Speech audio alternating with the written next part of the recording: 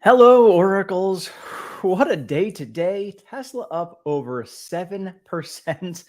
My goodness, it's pretty darn exciting. We'll get into why in a moment. We got the jobs report that came out today, and the market saw what it liked, saw what it wanted to see, and yep, ready for a good run. Absolutely. And I'll bring up the charts in a minute, give you guys a few minutes to get on here.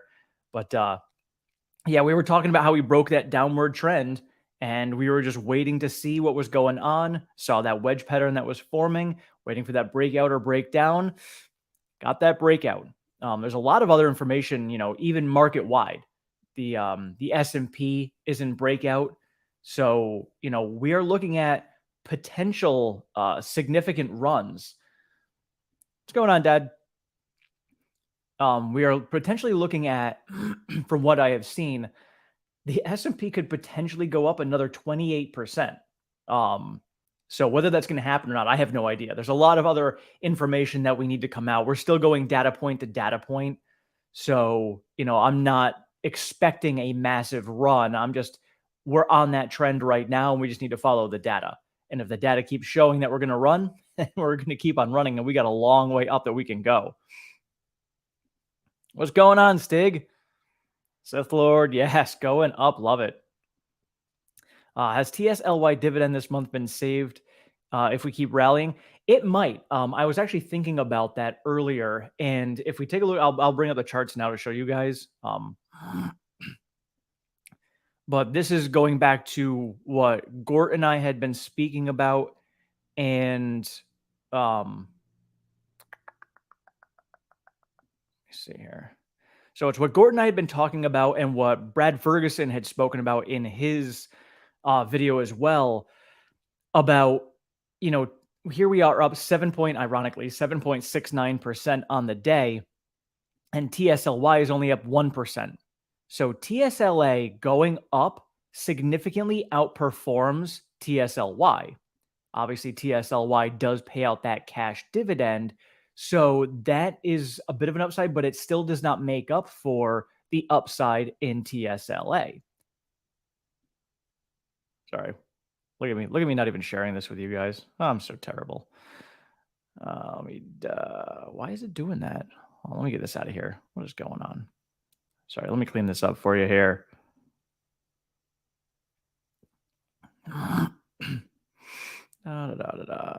Fix this. There we go. Let's try this again. How are we looking now? Much, much better. All right, let me get this bigger for you so you guys can see better. There it is. All right, so going back to what I was saying here, if you look at the difference between TSLA, massive breakout up 7.69%, TSLY only up 1%. So TSLA obviously is going to outperform even if you add in the dividends. But if you want to recognize those gains in TSLA, you'd have to sell. So you guys tell me if you want to sell, cool. Swing traders, that's great. Not a big deal. But when it comes to just looking for that cash flow, I'm doing both. Obviously, that's why I do both, because I want the upside from TSLA long term, but I want that cash flow coming from TSLY. And TSLY broke that downtrend that they were on as well. So both are in a great place to be in. And yes, when it comes to it, Alex, when you look back here in April on TSLY, let me get back to it. So April was a month that we saw a lot of down. Obviously we had earnings that came in. We had, their Q1 earnings that came out, and, we came down at that point, massive gap down. And then from here, we went back up again. But because of this down that we fell for the entire month, so here it is, really, literally the entire month was down except for the last day. And that was the lowest payout for dividends they had, 44 cents. Still awesome returns on dividends, but that was the lowest. So the question we've been having because of the month of August was the majority of the month was down. Again, pretty much all of it. But now it's about a week or so that we've been coming up. And because of the fact that it plays off of TSLA, same thing, down except for the last week, but it's coming back up significantly. We still have 2 days left of trading. So if it keeps running, maybe it gets back to this point. You go back to the April timeframe, And there we go. So again, that big, massive drop down here for the entire month. So Alex, to your point, that it's possible, it is possible that um, maybe we do end up making up for it. So perhaps, again, I'm mentally preparing myself for like 50 cents per share on it just because of how much we were down for this month. Truly don't know. And the thing that you have to pay attention to when it coming down, the way TSLY works in the YieldMax dividends is it's all synthetic shares. So they're playing call options and put options at the same time for the same amount, making it look like they're owning shares of Tesla stock, but they don't. Now, because of the fact that they're playing those put options, if they end up getting those triggered and have to purchase those, then they need to sell them. So that's why sometimes the return isn't as much because they're now having to actually trade the stock versus doing it synthetically. So again, because we pulled down so much, maybe it's that way. But hey, with this last week of going up, maybe it offsets it. We'll see. 400 by end of month. I don't know if by end of month. So again, if we're looking at the S&P potentially, there's so much that can happen.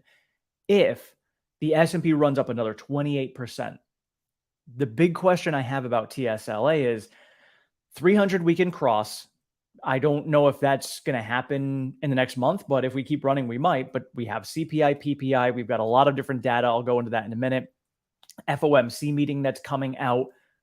If we cross 300, 314 is still that level we could not break last year. If we break 314, who knows where we go from there? There are levels above that could be acting as resistance levels, but going past that 314 is huge. And if we can get past that, I still think we are going to get a massive pullback. We talked about it the other day. The amount of money still out there, the M1 and M2 money supplies, way, way above where they've ever been before. It's a lot of money that needs to come out of the market. We are now starting to see the jobs market softening. That was a very key piece that the Fed had been talking about that the market's been looking for. That piece is now softening. That's excellent. We still need the housing market to come down. But again, as we talked about before, when we start looking at the domino effect, the jobs market softening is good for the market because they're excited about this because that's what they want. That may mean that the Fed's not going to have to raise rates anymore. But the job market softening also means that the housing market could start coming down. That is a good thing. We needed to come down, but that also triggers a lot of other things like people losing their jobs. Now you have less money in the income. Now maybe we actually get to a recession that the Fed will actually acknowledge as a recession. We could be getting into that potential time frame going out. And again, going back to what Adam and I talked about last June, when it comes to the Fed and their rates, historically, when the Fed pauses, we have the market run to all-time highs. If today was a signal of what we could be seeing going forward, we may be running to all-time highs. That could be in the entire market. Whether Tesla is one of those as well, I don't know. That means we have to cross $414. Maybe we hit 420 as a high and then come down from there. Don't know. Either way, when you're looking at that, the next piece is when the Fed pivots. That is usually when we are already on the downslide for a massive market crash type thing. I don't want to call it a crash, but we could be coming down significantly. It's what happened with the dot-com bubble. It's what happened when we saw the housing market crash. Both of those, the Fed pivoted. It's not because of the Fed pivoting that caused the market to come down. It's whatever was happening in the market and the economy that caused the Fed to need to pivot. And so because the Fed had to pivot to counteract what was going on in the economy, because they use lagging data, it took them a little time. So the tumble was already starting. Then, because it takes about 3 to 6 months for the Fed's actions to take effect, that in turn caused the whole entire market to slide for another 3 to 6 months before it finally caught up. So again, like the dot-com bubble, that crash, that started in March of 2001, 2000, started in 2000. And then it didn't finish until September 29th was the worst day of it. So that took a while because that pivot started and it was already sliding. Housing market, very similar thing happened with the housing market. And again, September and October were the worst months for it. So again, just data points to pay attention to, see what's going on. This is not, I'm not predicting that these things are going to happen. I'm just saying historically that has happened before. repeatedly. So I'm just keeping my eye open for it this time, which if we're going to run to all-time highs, could be awesome for swing traders. Let it swing to all-time highs, sell at those all-time highs, and then sell, then you take that money, hold it for cash, wait for the market to come down, and then buy on the way back up again. Not financial advice, but just saying, if you follow history, could definitely happen that way. What's going on, Chess Master? Hello, Moose. Kenneth, what's going on, my friend? XZ, yeah, I was just talking about the yield. I'm guessing 50 cents. I would love anything more than 50. I'll be happy with. So I truly don't know. We will get that number on September 7th. So I have a couple of CDs maturing before then. I just took one of them and dispersed them amongst a bunch of other dividends. But I'm really toying about what I want to do. I have to see data points. If going back to what I said, thinking about the run to all-time highs, if that truly is going to play out, I would be okay with taking $5,000 and putting it into those dividends, letting it run. But then if we're going to come crashing down afterwards, I want to make sure I have that cash on hand as well. Now, for me, I would want to disperse it now, let it run high, have those shares, let them keep on accruing more and more dividends for me. Then as we pull down, I will just let the dividends do their work, because that is a natural dollar cost average when you're using dividends with a drip on. Drip means that any dividends that you get reinvested right back into that stock or ETF. So for instance, I've got TSLY. I have 235 shares of it that there all get paid out. Let's say it pays out at 50 cents a share, be about $115, $120 that I'm going to be getting from that. That $120 would then get used to purchase TSLY, some more of it. So that in turn just keeps on snowballing on itself. So if it's coming down, even if the dividends pay a little bit less, it's still going to snowball on dollar cost average and lower my cost basis on that. And if the share price is coming down, I'm just going to have that number. Oh, hold on. I'm just going to have that number of shares coming in, and it's going to, bring it all down. I'll have more shares. Then as we come back up and that dividend payout goes back up again, I'm going to have more shares to get a higher payout and even more money. That's the way I'm playing it out. A lot of things can happen between now and then, but if that scenario plays out, that's what I'm going to be doing. Chessmaster, how close are we with FSD AI integration? What happened if Tesla bot will drive FSD? So two things with this. We're close, darn close. For all of you guys who watched, yeah, here you go. Comment. I'm going to talk about it right now, William. So if any of you guys watched Elon's video last Friday with him driving with FSD version 12, unbelievable. If you haven't seen it, I highly recommend it just to see what the technology is. And for those of you who do have FSD right now, FSD beta, you'll see a clear difference between the two of them. Now, the big difference between the two is right now, version 11, it's a lot of programmed in data that they need to have. And, it's all different code that they have written to make it do what it's doing. Version 12 is all AI. There is no code. As Elon said in the video, driving down the street, there's a stop sign. There's no line of code in there that says, oh, there's a stop sign, you need to stop. Bicyclist going by. There's no line of code that says, that's a bicyclist, slow down and watch out for them. Everything about this is truly AI. So very much like human driving, you go out there, and again, if you go looking, let's say you put yourself in a country you've never been in, and you go driving, be kind of new. Or even if you're a new driver, you're new. But the more experience you have, the more you do it, the better you get at it, the more familiar you're going to be.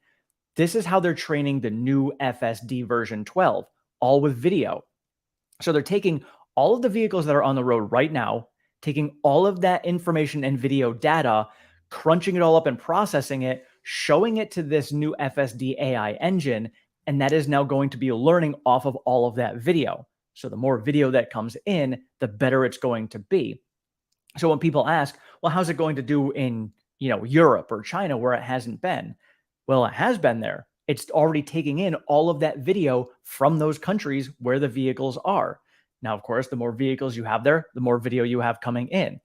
Now, you do need the way to process all of that data. That's where Dojo comes in. So Dojo now, as of today, has now gone up and running. It's got these clusters that are running with massive GPUs in them. So these are running now to process all of that data. You can get into a whole nother AWS type scenario with that on its own for revenue generation. But when it comes just down to the FSD itself, it's going to be able to handle all of this. So when we have more millions of vehicles on the road next year, when we get the compact car out and that's really pushing out millions and millions of vehicles, that's even more data that comes in to make it even better. It's never going to stop improving. It's always going to get better. But the more vehicles you have on the road, the faster and more exponentially it will grow. When it comes to Tesla bot driving it, doesn't need to. It is its own Tesla bot. It's its own thing. So think about your vehicle, a Tesla vehicle right now, and Optimus are essentially the exact same thing. So there's no reason to have an Optimus in a vehicle driving it when the vehicle will just be driving itself. Hope that makes sense. But yeah, so unbelievably groundbreaking what we saw on Friday. And this explains why, Elon's been driving this for a little while. And this explains why Elon was saying, this is it. We're there. They have finally figured it out. It's now just going to be a matter of time and video processing for them to get it to the point where it is better than a human driver and just work out the little last few kinks and bugs. And that's it. They now have the path that they need to get there. So it's coming, and it's coming a lot faster than a lot of people think. Although well, a lot of people did think it was coming a couple of years ago, as that's what they thought, but they're now there. Let's see. Here's the thing. Tesla has been drawn down by top tech stocks falling due to one reason or another. Tesla might be strong, but not immune to falling markets. You're absolutely right. This last year we saw it for sure, and it's not going to go away.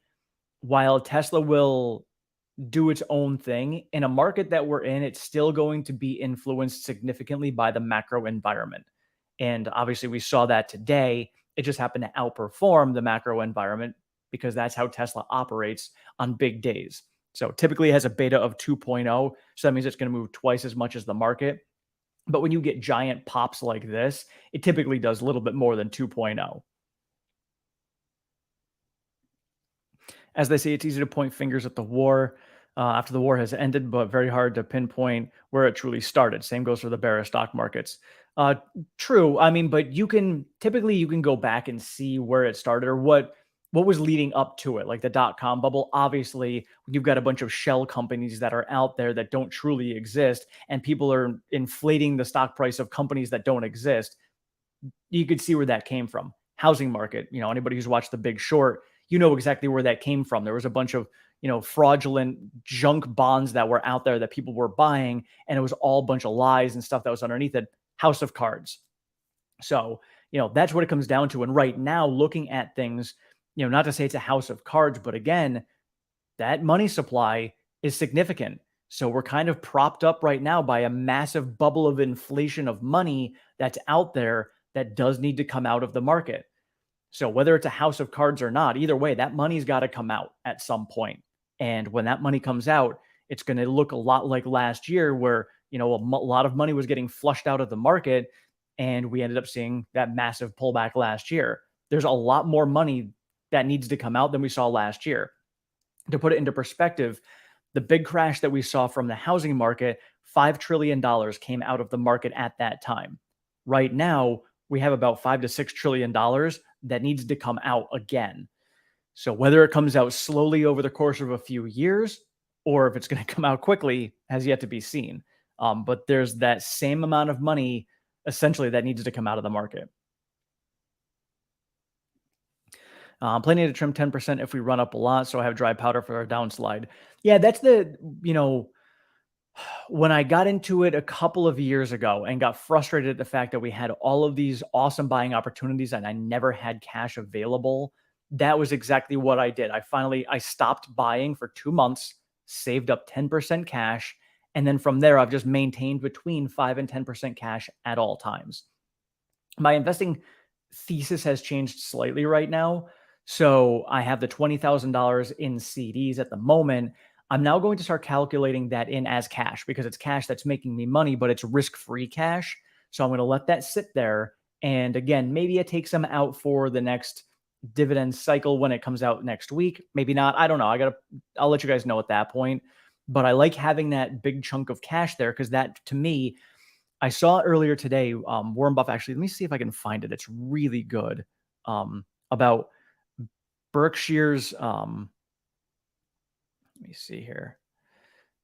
The way Berkshire has their whole pie chart and what they've had allocations for all of their stocks over the years. Here it is. Let me see if I can get this up here for you. Whoops, that's not what I wanted.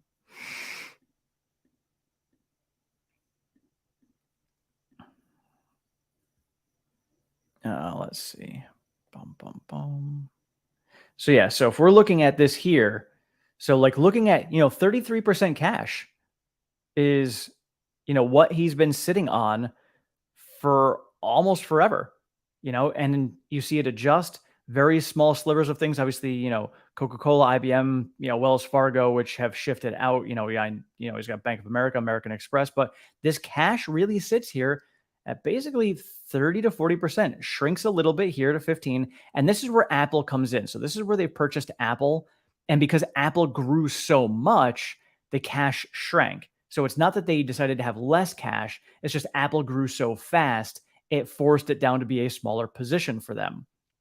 But seeing as he basically kept, 20 to 40% cash, almost 30% cash pretty regularly at all times, that's kind of a place where I'm at right now. If I take my CDs and I include that in there, I'm basically at 30% cash. I'm actually more than that.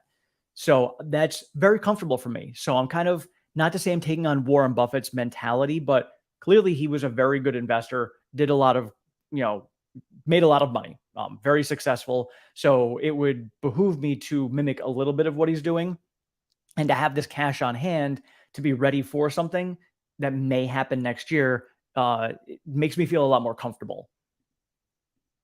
What's going on, Michael? Yes. Glad you could join us. My dad, let me see. With the turn of the calendar brings into play the threat of Republicans to shut down government at the end of September. Yep. How much traction it gets and how much it affects everything is a factor. Yeah. And there's so many different things. Let me see. There's a whole litany of data points somebody had posted earlier. Let me bring it up for you guys. Where is it? There we go. And I mean, this is market wide. But like it's hard. I know it's hard to read. Sorry guys, but this is the monster list of different things we have going on.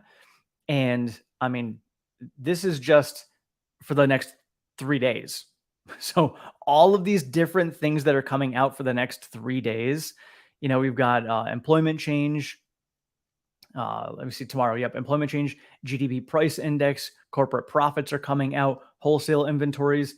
So a lot of things that, PCE is coming out on Thursday. Jobless claims are coming out on Thursday. Let's see what else we've got here. Non-farm payrolls are coming out on Friday. Unemployment rate comes out on Friday. So, looking at all of these different things that, what was going on here? So there's a lot of different stuff that we don't always know is going on because it's not headline news. It's not talked about, but it's little things that could affect the market. And there's a lot. So if that's what's going on for just the next 3 days, that's to end the month out. So again, looking at the charts, if we can continue this going and close high at the end of the month, that's a very good indication that we may go into September being pretty strong. But as my dad said, you start looking at, the Republicans wanting to shut the government down at the end of September. That's possible. That's going to be a problem. So again, data point to data point, awesome day today, but I'm not going to say, all right, we're finally in the clear and we're going to go. We are not at that point.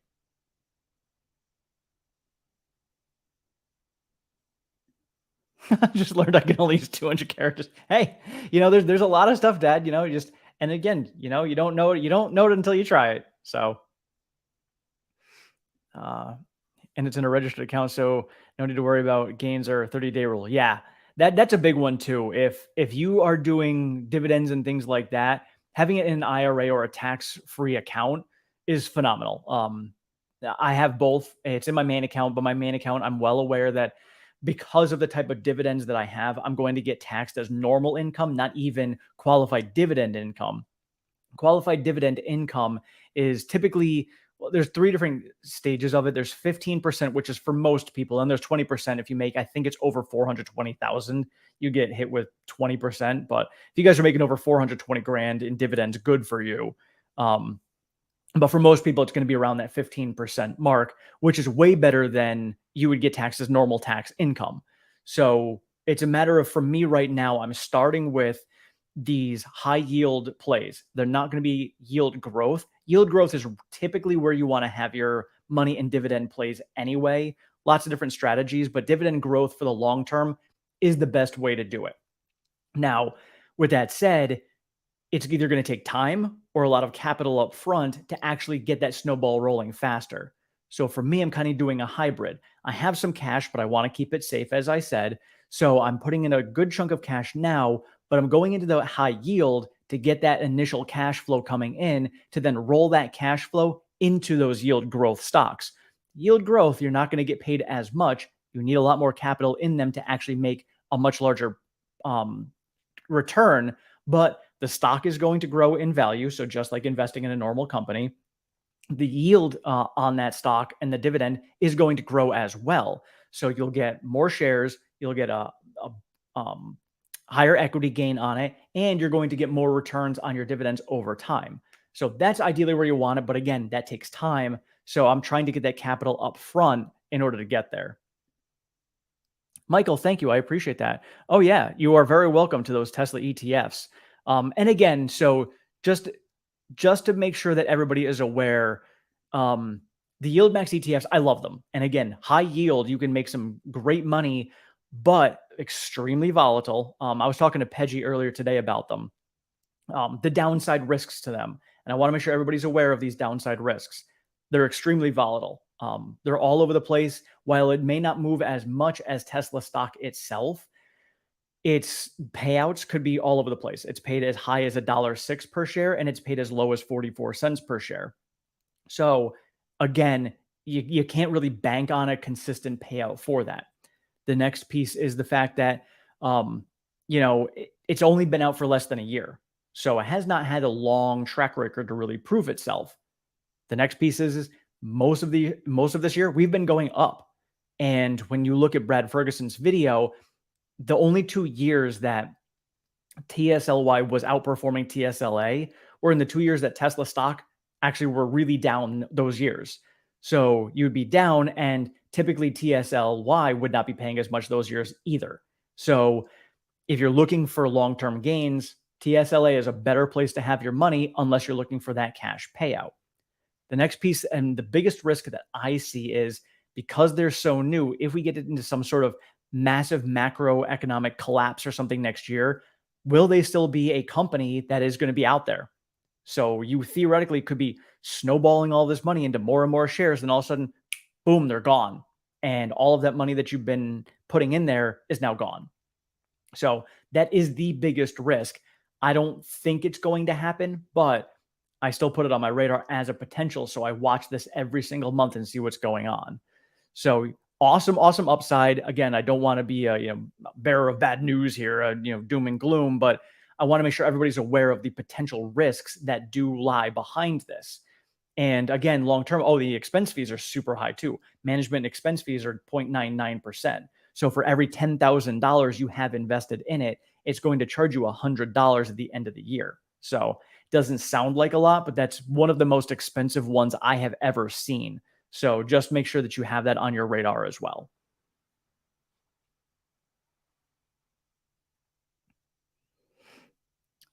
It was profound that it learned all those rules of the road just by watching tons of quality videos.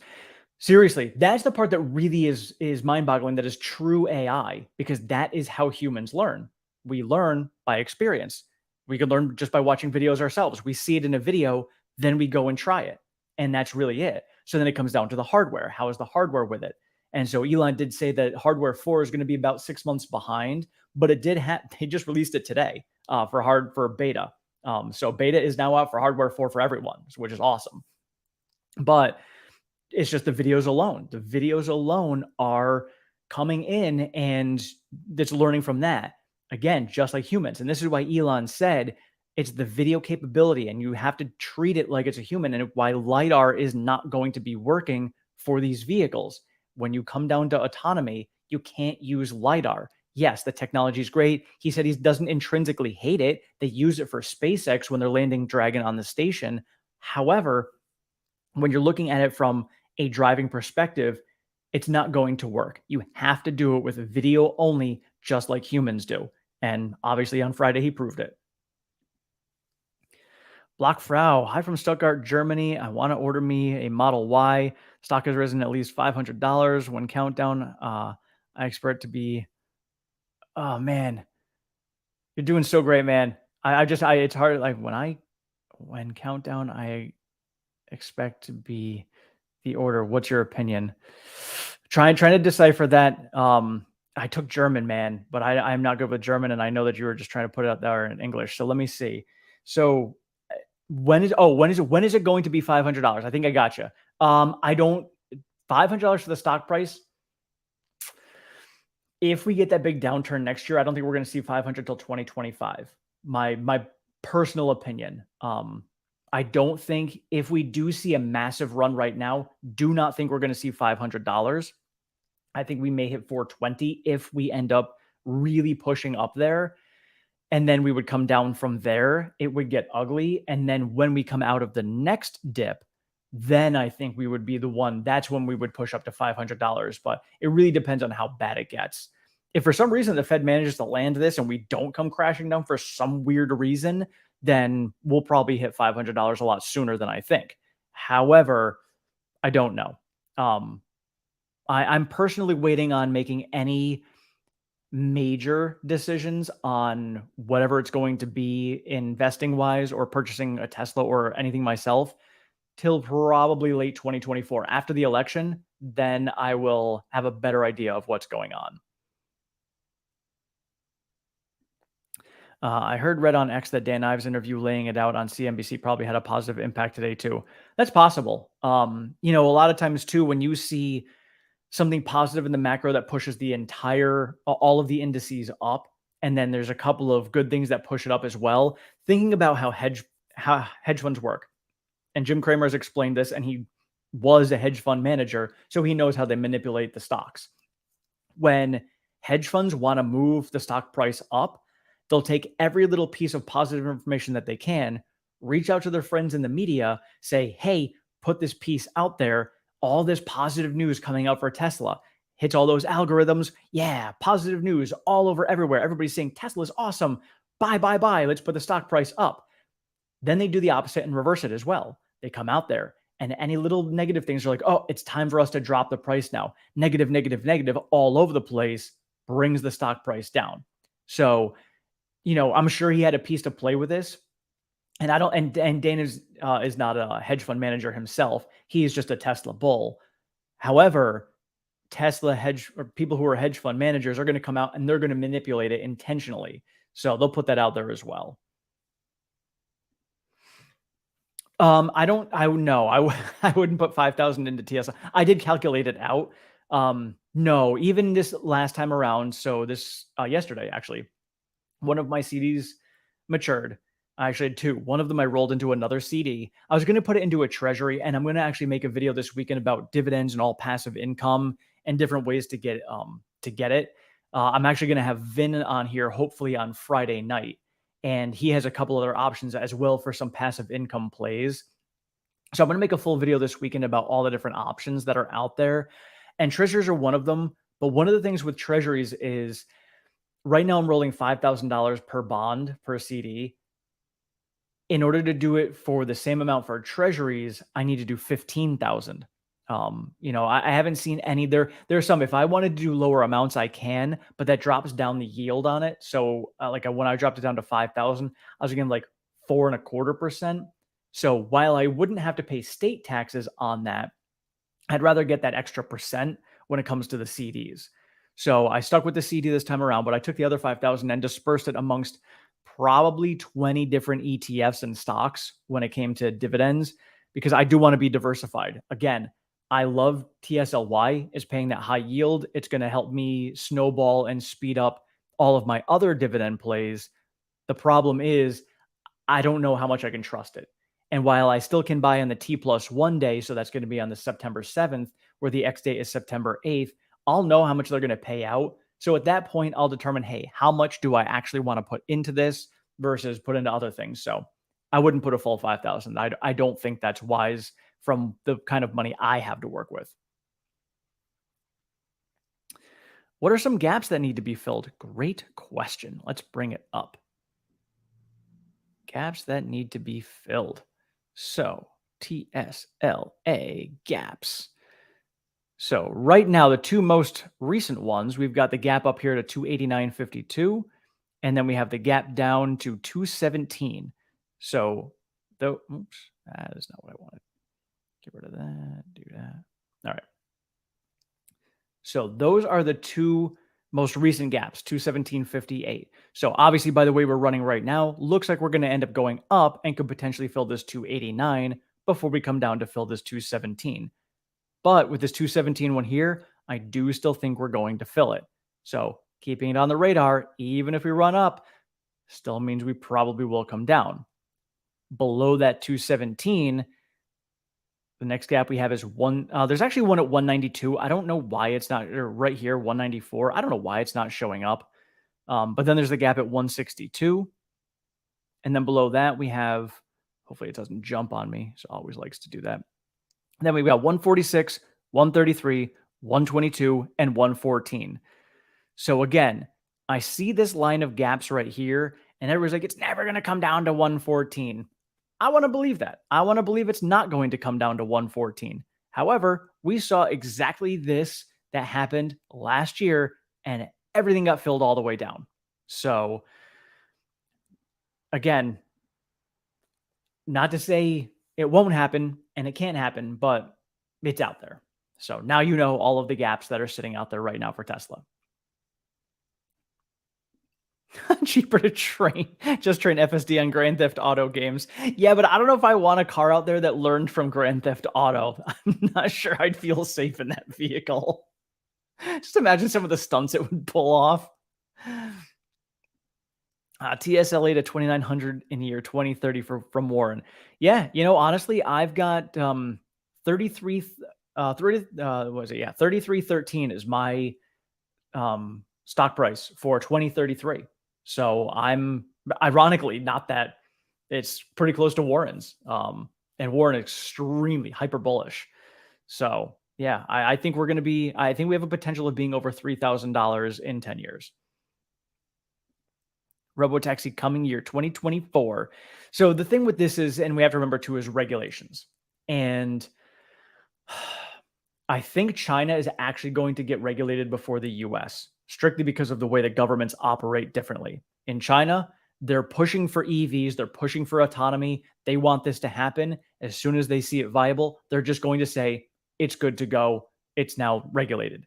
In the US, we've got to go through Congress and the Senate and all the different blah, blah, blah. And it's going to take friggin' forever. So here in the US, it goes state by state. Some states already say it's perfectly fine. Florida is one of them. You can go out there and have fully autonomous vehicles, level 5. Cool. Have at it. No big deal. Other states, absolutely nothing at all. So to have it nationally regulated is going to be a huge step, but it's not like we need to have it because some states already do. And I think for the US, regulation, probably because election year 2024, get the new administration in 2025, I'm guessing we would see it either late 2025, early 2026 for regulation here in the US. So while the technology will probably be ready well before then, regulations will take a lot longer. Yep, my dad's right. PCE is really the only thing that people are watching. So yeah, of all those things that are listed over the next few days, PCE is really the biggest one, and maybe non-farm payrolls, those two. But otherwise, yeah, there's a lot of the other little stuff that's out there that could move things one way or the other. But the big ones are the PCE and the non-farm payrolls, and unemployment maybe. Had to train FSD driving in New York City. Watch how aggressive cabbies. Yeah. It's funny. My friend Suketu, who's actually the one who got me into Tesla stock. So, Suketu, if you're watching this, thank you, dude. Without you, I would not be here right now. And and it was funny because he loves driving. Like he's an awesome driver. And in high school, he was voted worst driver because he's Indian. And you think about it. I talked to him. I was like, hey, it's like you were voted worst driver, but he drives like race cars and all sorts of stuff now for fun. And I thought about it. I go, most cabbies are Indian, and like they're awesome drivers in the city. It's like he actually wasn't a horrible driver. He was an awesome driver. He just scared the crap out of all of us when he drove because he's that good. And so, yeah, that actually wouldn't be a bad idea, but maybe not. I think Tesla pulls off FSD by end of year, like Elon said they would. It's possible. Seeing what Elon just did already in August, I think it's going to depend on how quickly Dojo gets up and running and how much video data they come in and put onto it. So for me, I don't think it's going to be like the whole solved thing isn't even the right word because it's going to be the March of Nines forever. But we'll use solved as far as it's going to be better than a human driver for the most part. There are going to be some human drivers that are going to be better, but better than the average human driver is where we'll call it solved. I think it's potential by the end of this year. And it's just all the data. I don't think we're going to see version 12 actually get released to the public until 2024. But seeing as what Elon was doing already, it's going to be close. I mean, it's growing very quickly. What do you think? Put TSLY in a Roth IRA. When TSLY is high, sell it and buy APLY. As TSLY drops, you harvest from APLY without losing money. It's actually not a bad idea. So the tough thing, and actually that's not bad because APLY, for some reason, I can't drip with it. I don't know why. But it's literally the only stock I have, ETF I have, that I can't drip with. Not sure. But I have thought about doing dividend hopping. So you can't do it with the YieldMax ones just because they all have the same X date on them. But I've thought about like a KLIP will be like, it's like a week and a half after, or let me see, it's actually like it's 2 weeks before the YieldMax ones. So I'm like, do I sell out of that one, take that money, roll into the next one, just so I can go in and yield farm and just farm all of the yields from it with the same lump of money, and then just hope that in that time frame I'm not losing the money on the equity. It's a very busy and dangerous game to play. I don't think I want to do that. Not a bad thought though with the APLY. But again, you don't know because, for instance, this month here, we saw TSLY drop significantly. APLY didn't drop as much. So it would make sense to do it in your theory. But how do we know when it's going to drop? We really don't. I mean, I am pretty good with gaps and I can follow, but I don't know timing of it. So like I can say, hey, I think we're most likely going to be coming down to fill that 217 gap. But when it's going to happen, that I don't know. So if I want to try to play that game, it's very difficult. So that then comes down to sort of like swing trading with dividend yields. Not a bad game to play. And again, what's the worst that happens if I lose out? I just don't get as much yield from TSLY because I have APLY. So not bad thoughts. I would have to take a look into that and see because, like you said, hey, let's say I just sell off afterwards, but don't forget the day the X date hits, the ETF price itself is going to drop by the amount of the payout. So for instance, the last time around, it was 83 cents. So the yield itself, the price of the equity and the ETF dropped by 83 cents. So even if I sold it the day after, I have now immediately lost all of the money that I just made because it was the exact amount. Hard to tell. Gene Wesley, what is my price prediction for 2025? I believe $675 is what I've got. Yeah, 675 is what I have for a stock price in 2025. So yes, I think for me, 675 is when we've now finally hit that upswing. So my thought process for timing of everything macro environment, we're going to be going up from here. Obviously, a lot of uncertainty. Then we're going to turn a corner and come down significantly. 2024 might actually be uglier than 2022, believe it or not. That's just my thoughts on this. So 2024 becomes uglier than 2022, but That's going to be the real true bottom. The macro environment has now finally hit that bottom and leveled off, and we've hit a point where we can fully, truly grow out of it. It's going to take a couple of years to come out of it, similar to the housing market, but we'll come out, and while we'll see some ups and downs on the way out, it will be more up and gradually will be coming up and going into a true bull market at that point. So timing wise, I think that's when we're going to be coming out of it in 2025. Again, FSD, compact car, Cybertrucks on the road, so much other good stuff now actually get pushed into the stock price itself, because Wall Street is actually going to be able to, put dollar amounts to all of this. They're going to be able to calculate out revenues. They look out 12 months. They can put dollar amounts to FSD and robo taxis. That is when we're going to see that real true push coming in 2025. Yep, and there's Micah. Yep, 600 to 950. Yep, so 675, I'm right in that ballpark.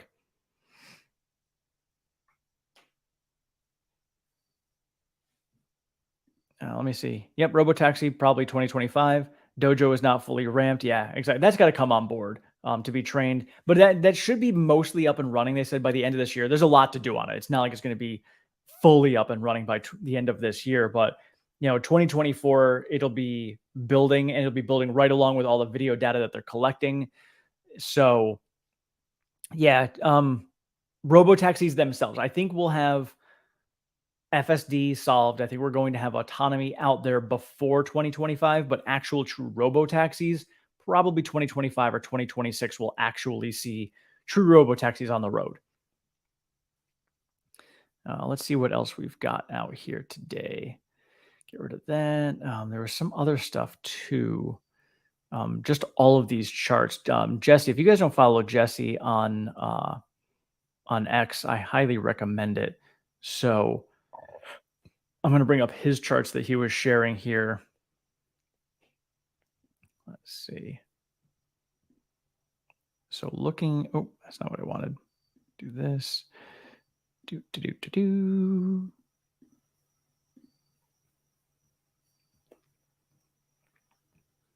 All right. So looking at Jesse's chart here. So yeah, he's talking about like these candlesticks. So all of his charts, again, we saw this wedge pattern and, saw it climbing up, breaking through this massive green candlestick coming out of this. So pushing up from here, and again, he had mentioned how on the Fibonacci, and I know Alex has been pointing out the Fibonacci to us. We broke above, was it the 323? Is that what he called it?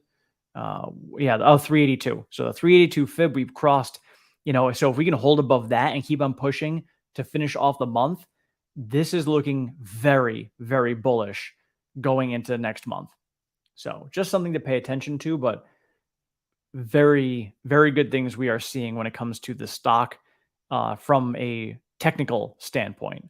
So again, there's a lot of other things that can happen with the news, anything sentiment wise, whatever. But again, as he said, when it comes to Tesla specific on the charts, and then you look at, the announcement of the Cybertruck, we still have that to come out, any more FSD information coming out as well, anything about, the potential next gen vehicle, India breaking ground, Mexico has broken ground, lots of different things we can get from positive news from Tesla that could really kind of fuel this push up even higher.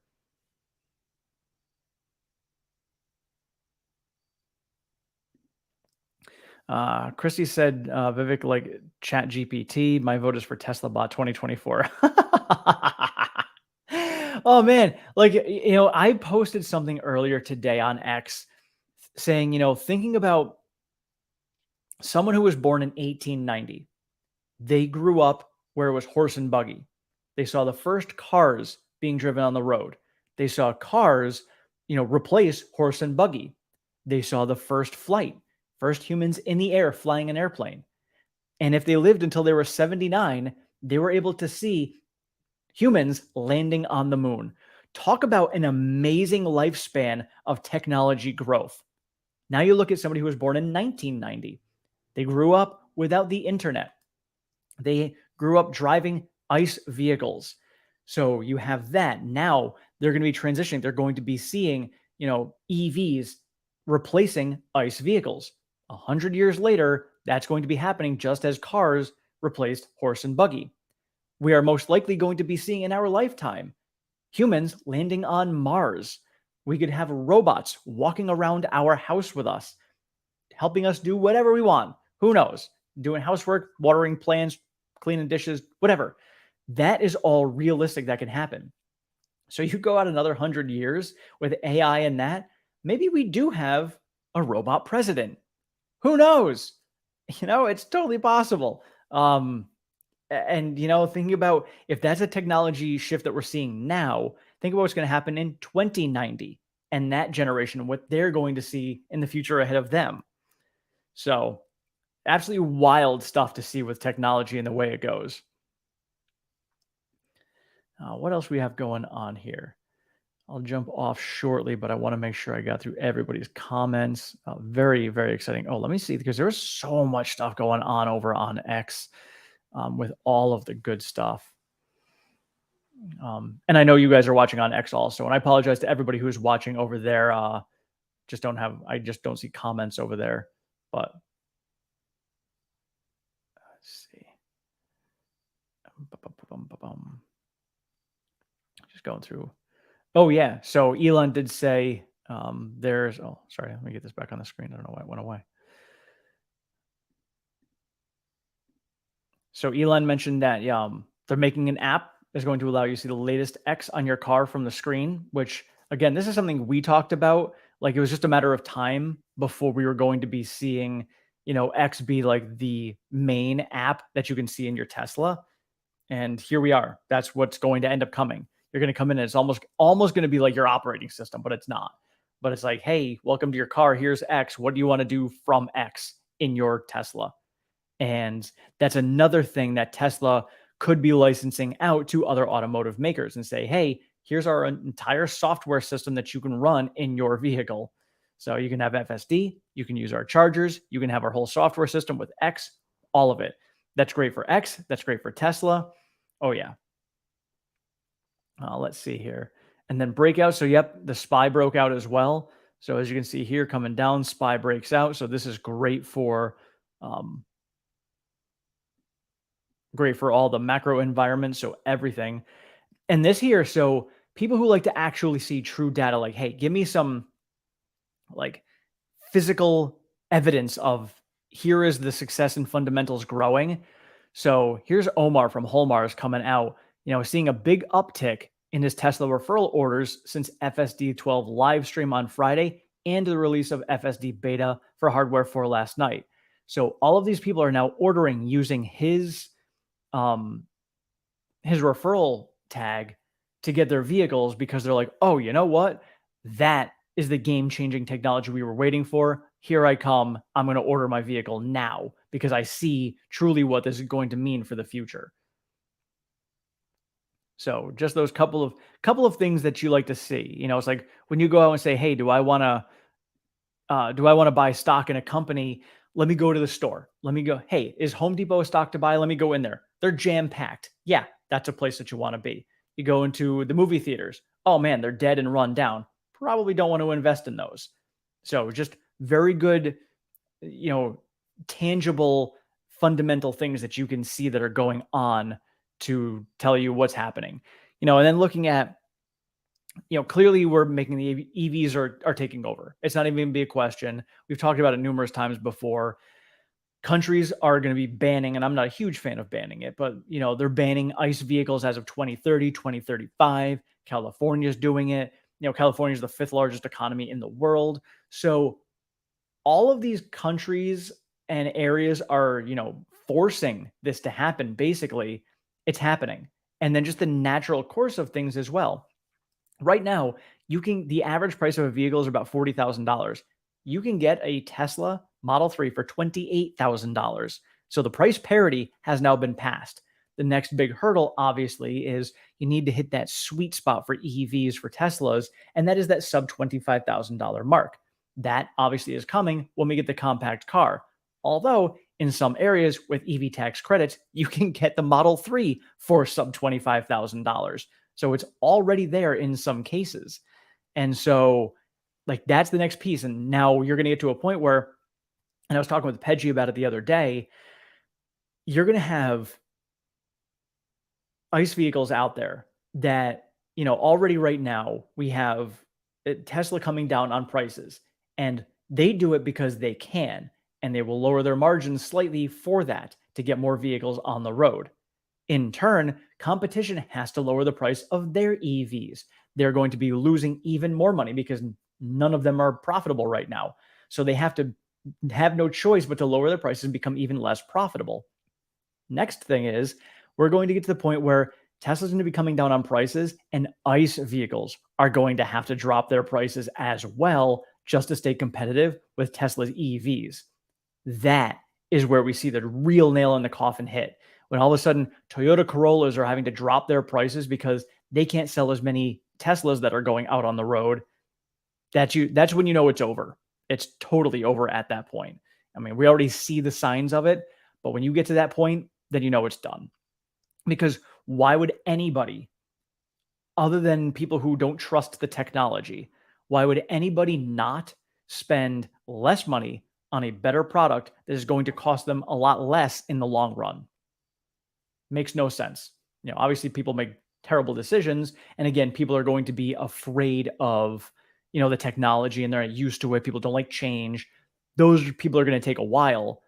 But for everybody else, it's going to happen a lot faster. Oh, let me see here. All right. I'm going to be jumping off now. I've got to get myself situated and ready for bed. And just to give you guys an update on here live, things going on in my life. My job is changing. I am now shifting, as far as I've seen, is next week. I'll be moving locations. So my schedule may be off a little bit. I'm going to have to get used to it because as of right now, my commute is 5 minutes and it's going to be changed to 45 minutes. It's going to suck. Not very pleased with the situation, but it is what it is. And I do need to find a new place to live. So I'm in the process of doing that. In the new place to live, the commute will be about 25 minutes if I can get where I want. So it won't be terrible, but I have to make sure I adjust my schedule. So I'm going to try to still be consistent with all my videos. I'll keep you guys up to date on all of that. But just so you guys know, the next month or so for me is going to be a little bit of an adjustment period. And again, it's going to take about a month, hopefully, for me to find a place to move. So in that time, it's going to be a longer commute. Then I need to move and get my new schedule down. But I'll get there. And quite honestly, looking at it, again, not happy with the situation, but it's where I wanted to go anyway. When it comes to progression for all of my investing, I have been saving my money. So for you who are out there investing and saying, hey, is it worth it? Maybe your portfolio is not growing like you want, or maybe you're a dividend player and you're not making as much. Think about it this way. I spent the last 3 years really keeping my expenses in line, investing as much as I could, saving all the cash I could. I was saving for a house, and now it's going into CDs and making me money versus buying that house. But I have prepared myself intentionally for this place, is to be able to step away from my job and be able to live off of passive income, and doing what I want to do, whether it's this channel, whether it's making money on X, whether it's doing my business, anything else, I can do that. And it was going to be step downs into like a part-time position and going from there. This hand has been forced a little bit sooner than I wanted it to. It was against my will. So I had no choice. So this is happening, but it's where I wanted to go anyway. So maybe it's not bad. Maybe it's kind of like prodding me to get there. And the way I'm looking at it is, if I learn how to live with less going forward and I can figure that out, then that just means that the amount of passive income I need to come in to become more than my full-time income is less, and it will take less time. So I'm looking at it, trying to get all the positives out of this. So if I can make that happen, this might be the perfect transition. So as unhappy as I am with this, it might actually be a blessing in disguise. And I always try to put a silver lining on everything and look at the positives of it. And it seems like the more I'm stepping back and taking a look at it, it's going to suck. I'm not happy. I need to make adjustments. Nobody likes change, but I think it's going to be a good thing. I think it's going to be moving in the right direction. And again, I think it'll free up a little bit of time once I actually move, and I might be able to get out more content for you guys. I might be able to actually spend more time with you. So again, we'll see, but just so you guys know, over the next month, it's going to be rough, and I'll keep you guys posted on all of that. So thank you, Mark. And thank you, Digital. I appreciate that. Yeah, Mark, T-bills not a CD. I got to look at that too. I was looking at the treasuries, but the problem I have is because I need 15,000 versus 5,000, and this comes down. Yeah, I was talking about it before between state and federal taxes. I'll take a deeper dive into them. Most of the ones that I have seen, when I drop it down to the amount that I'm going to invest, it drops it down by like 1% to 1.25% lower than the CDs. So even if I don't have to pay the state taxes on it, it's not going to matter. I would make more in the long run anyway with even paying the taxes. So, and not only that, but on top of it, because of the fact that I have my side businesses and I can do tax write-offs, it offsets the income that I'm bringing in from that. So may not really matter. But again, I will see at the end of the year when that comes around. But yeah, I appreciate that, Mark, because I have thought about that. And my dad even mentioned about the treasuries and all of that. And that's why I started looking into them. So I'm just going to go through them all. There's a lot of options out there for them. So if I can find a good option, even if it's a 3-month one, I'll totally dive in. So it's just a matter of finding the right one for me. All right, guys, been an hour. I'm going to head on off of here now. Thank you guys so much. As always, you guys are awesome. I appreciate all of your feedback and all of your support. So you guys have a great one, and we will see you in the next one.